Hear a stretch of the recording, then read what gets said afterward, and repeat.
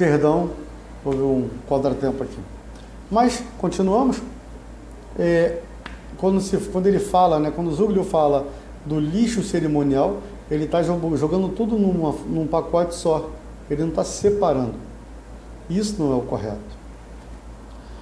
Então, vamos lá. Continuamos com o pensamento de Zuglio,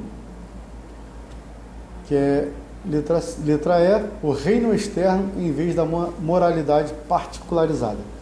A reforma de Lutero nasceu de sua torturante busca por um Deus clemente, tentando responder à pergunta: como posso ser salvo? Desde o início, Zuglio estava mais interessado nas implicações sociais e políticas da reforma. A questão central de Zuglio era: como o meu povo pode ser salvo? Lutero gostava de citar a frase de Jesus de que seu reino não era deste mundo. Para ele, isso significava que o reino de Cristo, conforme manifesta na igreja visível, não deveria preocupar-se com a aparência.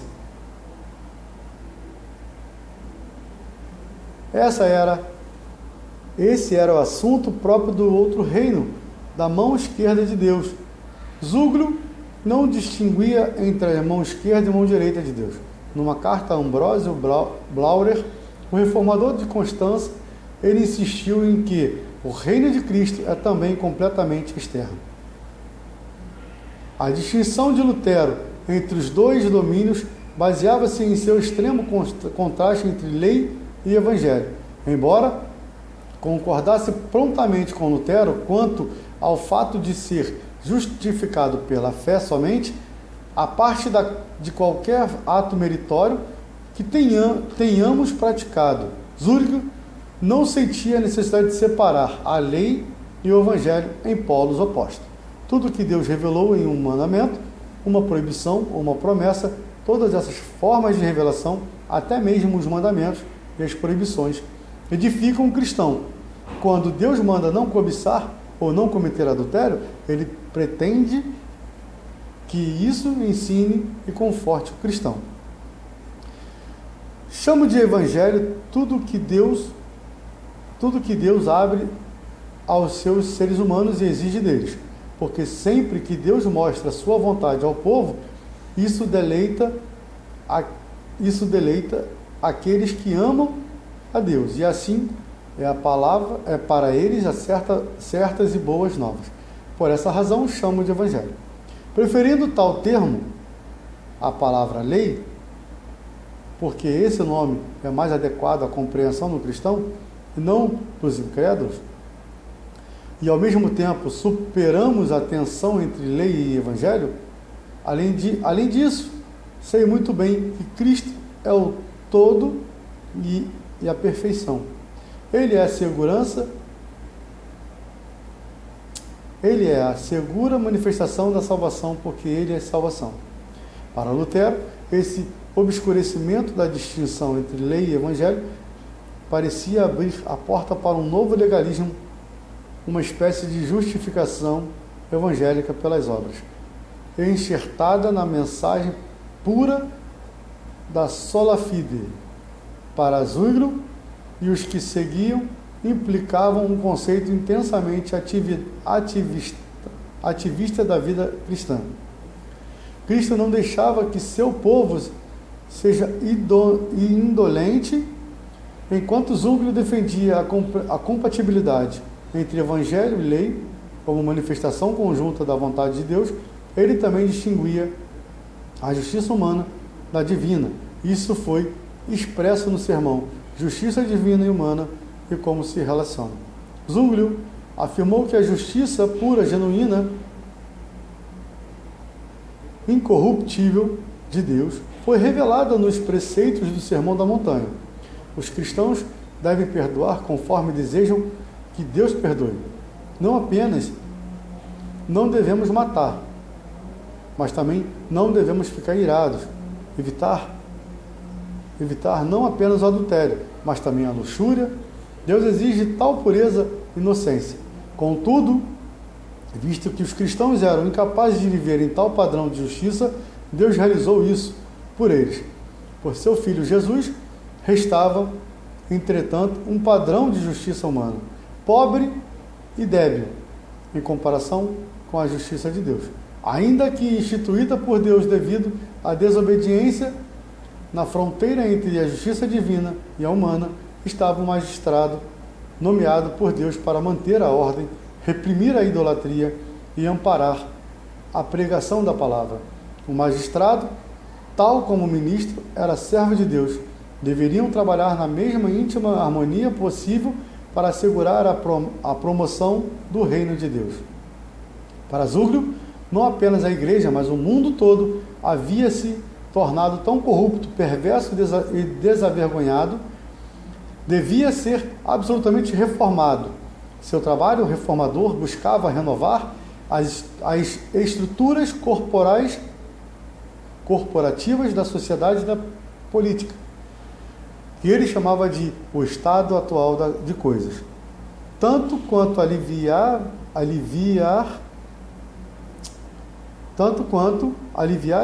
as ansiedades pessoais das consciências individuais.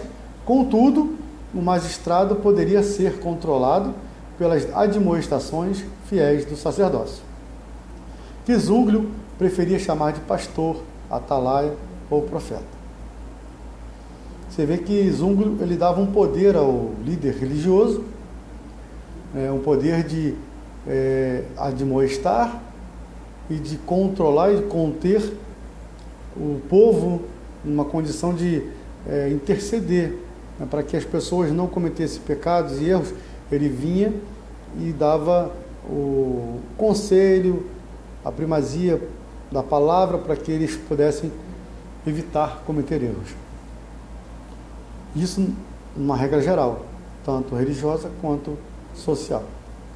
O envolvimento de Zúglio em atividades econômicas e políticas dirigia-se a uma reforma da comunidade inteira, de toda a vida social. A igreja e o Estado encontravam-se relacionados como corpo e alma, distintos, mas necessariamente interdependentes. Zúglio reagiu contra a supremacia clerical da igreja medieval. O erro do anticristo romano fora colocar-se acima de príncipes e de reis. Para Zúglio, a Bíblia ensinava, Êxodo 4:16, que os sacerdotes deviam estar sujeitos aos magistrados. A mensagem de Zúglio existia o nivelamento do sagrado e do secular, e uma visão da reforma que abarcava tanto o ministro quanto os magistrados como co-servidores da palavra de Deus. Lutero, Zúglio e o conflito em torno da ceia. Bem, aqui vamos começar a ver um racha nas visões, no pensamento de Lutero e de Zúglio. Até então eles tinham pensamentos igualitários, puramente iguais. Claro, havia alguns pontos, mas eram praticamente iguais. Só que agora haverá o racha. É quando fala da ceia, da Santa Ceia. Agora é o momento onde eles vão se opor um ao outro. Baruch atah Adonai Eloheinu melech haolam, asher hakorni bidvaro. Amém.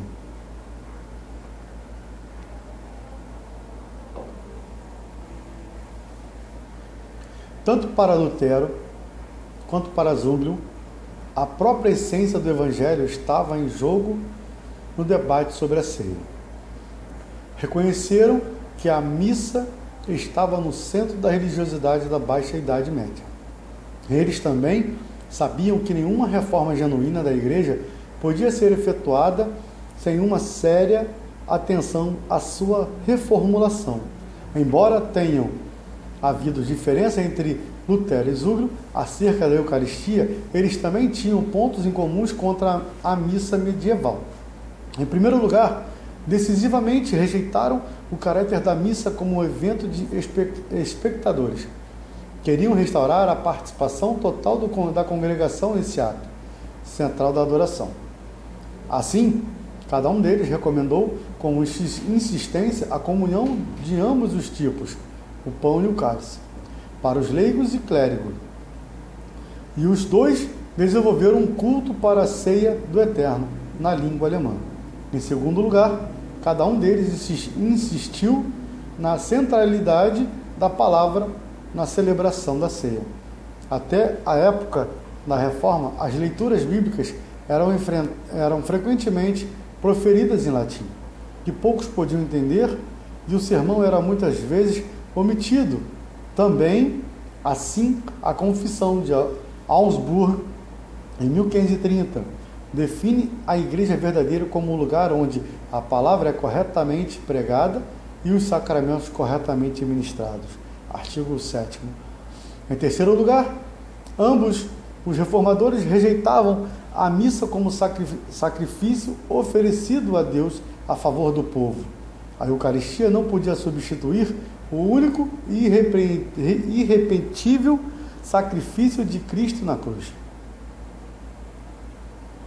E, finalmente, ambos descartavam a doutrina escolástica da transubstanciação, que viam como uma expiação enganadoramente bela da Eucaristia completa, desconhecida da igreja primitiva, dando esse grande grau de concordância.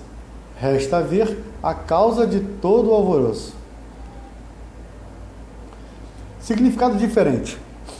Já em 1523, Zwinglio estava bastante consciente de que ele e Lutero divergiam nesse tópico vital. Zwinglio mostrou que Lutero proferia a palavra testamento para a Eucaristia, enquanto ele inclinava-se para a memorial. Nesse momento, nessa época, Zwinglio ainda pôde referir-se a Lutero como um bom guerreiro de Deus, como não tivemos na Terra durante 1000 anos. Ele certamente não previu que as diferenças, nuances de suas teologias eucarísticas poderiam levar a uma separação permanente.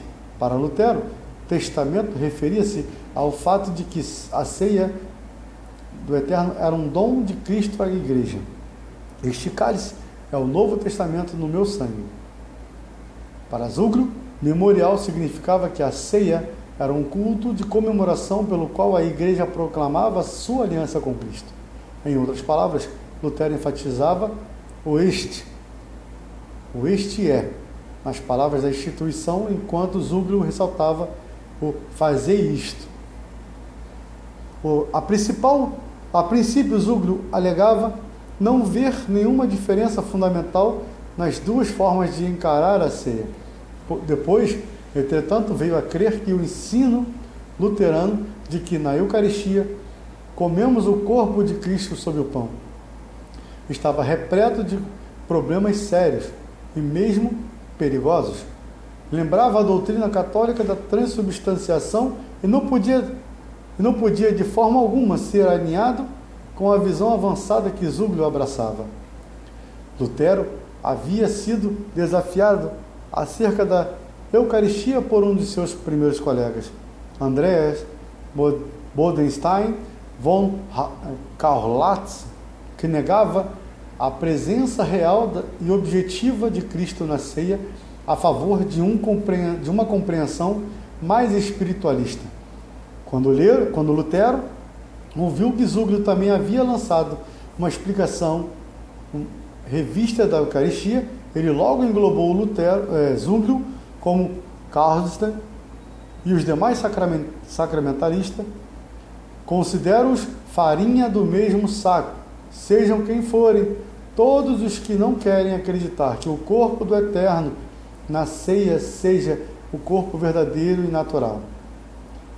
Zwinglio via Lutero como que, voltando ao romanismo, Lutero achava que Zwinglio havia se unido aos sectários. Você vê que ali começa. Na verdade, Lutero não quebra o seu vínculo com a igreja de modo completo, como já vimos anteriormente. Lutero, ele quebra alguns pontos, tá? São as 95 teses. Porém, outros pontos que poderiam ser batidos, ele não fez nada, ele manteve, ele até fortaleceu a ideia da igreja. Porém, Zwinglio, ele começa a mostrar que Lutero não mudou, Lutero enganou, ele apresentou uma teologia, uma teoria em cima daquele conceito, que nada mais é do que uma reformulação já a praticada na igreja. Como ele mesmo fala, Lutero está voltando ao romantismo, ou seja, romanismo está voltando aos padrões de Roma. E já Zúglio, para Lutero, ele está quebrando todo o preceito sagrado, quando ele começa a tirar aquela visão, interpretação segundo a igreja. Continuamos. E assim começou a rivalidade. Em 1526 e 1529, Lutero, Zúglio e seus aliados atacaram uns aos outros, contratados, apostatados. Zúglio queria que Lutero tivesse mantido silêncio acerca do tópico, porque assim não seríamos forçados a engolir sua bobagem asquerosa. Lutero declarou que Zúglio é 7 vezes mais perigoso do que quando era um palpista. Afirmo publicamente diante de Deus e do mundo inteiro que não sou nem jamais serei ligado à doutrina de Zúglio. Houve um encontro entre eles em outubro de 1529 na cidade de Magdeburgo, em uma conferência proposta por Filipe de Hesse, a qual durou 4 dias, e no final não houve conciliação entre eles, justamente por esta questão. Vemos que são conceitos que até hoje se praticam. Nós temos algumas igrejas, inclusive tem a igreja luterana evangélica, ainda existe ela, no Rio de Janeiro tem, em demais estados acredito que tenha, não sei, mas eles mantêm todo o ensino de Lutero, assim como os cristãos católicos, porque a igreja luterana eles têm os 2 princípios, o princípio católico e o princípio evangélico. Existe aquele que tem um padrão não só estrutural, mas também organizacional, igual à igreja católica, como também tem aquele nos padrões protestantes. Então, eles mesmos têm esses 2 padrões. Isso você pode até encontrar numa pesquisa básica no Google. E você vê que o padrão luterano, até hoje, em alguns pontos, são exercidos. Já os padrões de Zúglio também são continuados. Você vê que em algumas igrejas evangélicas, quando fala da Santa Ceia, umas chamam de quê? Memorial da Santa Ceia. Usa o termo que Zúglio apresentou, o conceito que o Zúglio apresentou da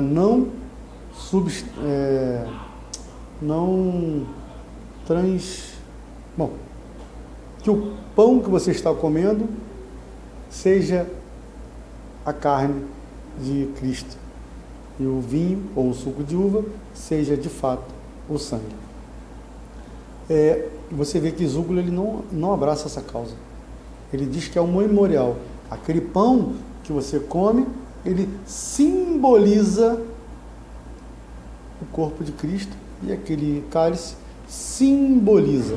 Simbolizar e ser são coisas meramente diferentes, completamente diferentes de uma da outra. E você vê que Lutero, ele apresenta como sendo o corpo de Cristo, assim como a Eucaristia na igreja, quando o padre ele dá a hóstia para tanto é que antigamente, né, o padre ele colocava na boca das pessoas, e isso fazia com que era o corpo de Cristo. E aí a Eucaristia ela era praticada dessa forma. E hoje, né, nos conceitos de Lutero, assim é feito. Já Zúglio não. Ele diz que isso não tem como, né, essa prática. Portanto, vemos essa grande diferença entre eles. Diferença que até hoje você vê nas igrejas. Existem igrejas que têm o conceito luterano e outras têm o conceito zugliano. Porém, não muda, pois por mais que uma possa estar mais próxima do conceito bíblico e a outra não, em contrapartida, ela que está mais próxima da Bíblia, ela comete outros erros e vice-versa. O que em alguns pontos Lutero acertava, andava em conformidade com a Bíblia, ele errava em outros pontos e Zuglio em alguns pontos acertava, e, enfim, em outros ele errava. Esse é um conceito muito preocupante, pois foi ensinado a tal ponto que hoje, para você tirar isso das pessoas é difícil. Porém, vemos que o mais importante de tudo não são os sistemas religiosos, as doutrinas aplicadas, mas sim o que de fato a pessoa faz. Vemos a importância no estudo até agora de que quando você, por mais que esteja dentro de um sistema religioso que em sua quase totalidade ela negligencia as Escrituras, vemos que existem pessoas que estão ali pela fé, que têm uma fé plena em Deus, que sabe a quem adora, que sabe a quem busca. Por mais que esteja ali, ele pode até não ser participante dos preceitos daquele sistema religioso. Por outro lado, existem pessoas que abraçam todo o sistema. Ele não somente vive a sua fé, mas também todo o sistema que engloba. E aí, automaticamente, esses começam a cometer erros, porém conscientes, pois ele prefere o sistema do que de fato viver o que está na Escritura. Vemos, por exemplo, no judaísmo. Achamos o judaísmo também muito interessante para podermos analisar. Quando falamos de sistema religioso, eu deixo bem claro para vocês qual é o sistema religioso mais perfeito que existe. Não existe. Deus não deixou para a gente sistema religioso nenhum. Todo sistema religioso, ele é humano. Ele tem pensamentos e colocações humanas. Ele tem interpretações humanas, cabíveis a erros. Portanto, quem acha que o judaísmo é perfeito, irmão, cuidado. Perfeito somente Deus e o seu filho Yeshua. No judaísmo, nós temos segmentos judaicos que têm têm visões bem parecidas com o sistema cristão. Como vemos pessoas que idolatram rabinos, pessoas que praticam atos que sejam costumes no lugar, ou dando a mesma kavaná, a mesma honra, a mesma reverência, como se fosse mandamento. Então, que são coisas que Yeshua batia,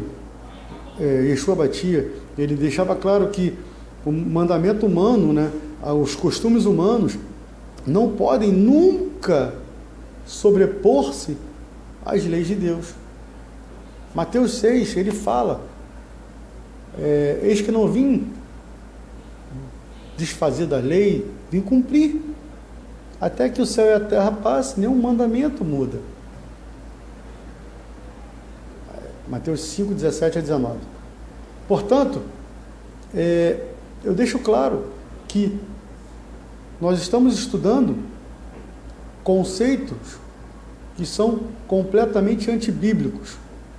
Pessoas que tiveram referências, que são referências nos sistemas religiosos, aonde, por mais que tenham alguns pontos em coerência com a Bíblia, em outros pontos são contras. Então, o nosso objetivo do nosso grupo é o quê? É trazer a clareza de que tal prática, tal ato está contrário à Bíblia. E isso eu vou trazer não somente nas questões do sistema religioso cristão, como também trago do sistema religioso judaico. Pois Israel também cometeu erros. Israel também transgrediu a sua Torá. Pois em diversos momentos nós temos profetas, Oséias, Jeremias, que profetizaram, falaram, tentando consertar o povo de Israel. Tentavam mostrar para Israel os seus erros diante de Deus, pois Deus usava eles para falar das suas transgressões, né, do povo de Israel, e para que eles mudassem sua prática, para eles desfizessem, fizessem techuvá, e houvesse um tikkun, um conserto nas suas vidas. Então, nenhum sistema é perfeito.